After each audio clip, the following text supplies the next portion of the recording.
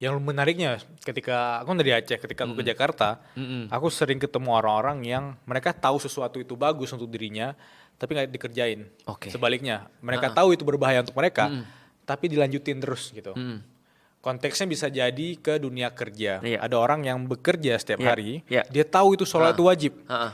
tapi mager lah aku ke situ. Ntar gua pas Ramadan aja sholat segala Iya. macam. Itu sering sekali aku temui di sini. Jadi aku tidak menyalahkan siapapun, Iya. cuma aku kaget aja. Iya. Ternyata Kok gitu? kok gitu ya, ada ternyata seperti itu. Oh keren, dulu cuma cerita-cerita di sinetron ya. Percaya nggak Mas? Itu adalah ilmu yang paling tinggi di dalam Al-Quran. Apa itu? Ilmu paling tinggi di dalam Al-Quran adalah ketika kamu tahu ini bermanfaat buat kamu, kamu kerjain. Dan kamu tahu ini berbahaya buat kamu, kamu tinggalin. Itu ilmu paling tinggi. Namanya ilmu hikmah. Namanya wisdom. Jadi di dalam Al-Quran, kenapa aku bilang ilmu paling tinggi? Nanti Mas bisa baca di dalam surat Jumu'ah. Itu dikatakan, huwaladzi ba'atsa fil ummiyina rasulam minhum yatlu alaihim ayatihi wa yuzakkihim wa yu'allimuhumul kitaba wal hikmah. Nah terakhir itu adalah hikmah. Hikmah itu adalah wisdom. Makanya wisdom ini dari dulu sesuatu yang sangat-sangat orang cari tahu artinya, karena wisdom dalam bahasa Inggris beda dengan wisdom dalam bahasa Arab, yaitu adalah hikmah tadi. Misalnya contoh gini, kita lihat dalam bahasa Inggris wisdom itu cuma kayak bijaksana. Bijaksana itu apa? Kakek-kakek tua, Gandalf ngasih quotes gitu kan, yang bisa masuk ke Twitter atau bisa masuk ke Instagram. Gitu kan ya. Tapi bijaksana bukan itu.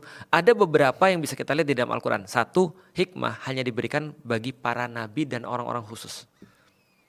Misalnya contoh, Sulaiman dapat hikmah, Rasul Muhammad dapat hikmah, Nabi Isa, Yesus dapat hikmah, Nabi Ibrahim dapat hikmah. Semua nabi-nabi dapat hikmah. Yang kedua, orang-orang khusus seperti Luqmanul Hakim, Luqman si hikmah.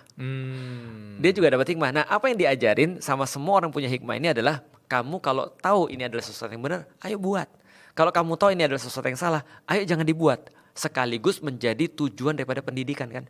Makanya teori tadi yang aku bilang tadi, aku sebutin surat Al-Jumu'ah itu teori pendidikan juga. Yang pertama adalah kognitif, dua afektif, yang ketiga motorik, yang ketiga behavioral. Keren. Behavioral ini adalah hikmah sebenarnya. Nah, banyak orang cuma belajar tentang, bahkan mereka nggak belajar kognitif, mohon maaf. Karena kognitif kan dari tidak tahu menjadi tahu. Ya. Yatlu alaihim ayatihi, membacakan pada mereka ayat-ayat Allah. Wa yuzakkihim, afektif, dari tidak mau menjadi mau.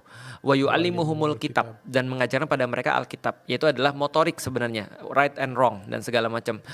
Dan yang ketiga adalah behavioral, hikmah. Karena hikmah itu adalah hasil daripada pembiasaan. Artinya di Aceh mungkin ada pembiasaan itu, di sini nggak ada pembiasaan itu. Karena yang kita tahu nggak harus kita lakukan. Problematikanya mungkin mereka skip kognitifnya, mereka skip afektifnya, mereka belajar motoriknya, mereka belajar dari how to, sehingga mereka nggak bisa masuk ke sini nih. Itu ilmu mahal sih.